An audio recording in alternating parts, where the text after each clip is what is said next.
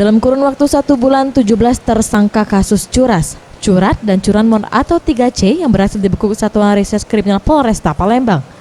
Hal ini didapat setelah gelar perkara dan barang bukti di Mapolresta Palembang yang dipimpin langsung oleh Kapolresta Palembang Kombes Pol Wahyu Bintono Haribawono. Ia mengatakan hal ini dilakukan dalam rangka mewujudkan Kamtibnas, memberikan kepada masyarakat khususnya penegakan hukum. Meski perhelatan Asian Games telah usai, pihaknya akan terus melakukan upaya penyelidikan guna menangkap para pelaku kejahatan.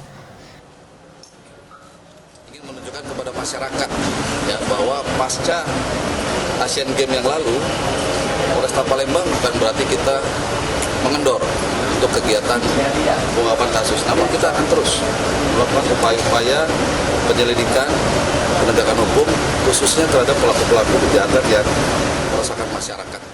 Selain mengamankan para pelaku 3C, pihaknya juga mengamankan barang bukti berupa 2 pucuk senjata api rakitan, kunci letter T, 3 unit motor dan 3 unit ponsel hasil curian. Tim Liputan Sriwijaya TV.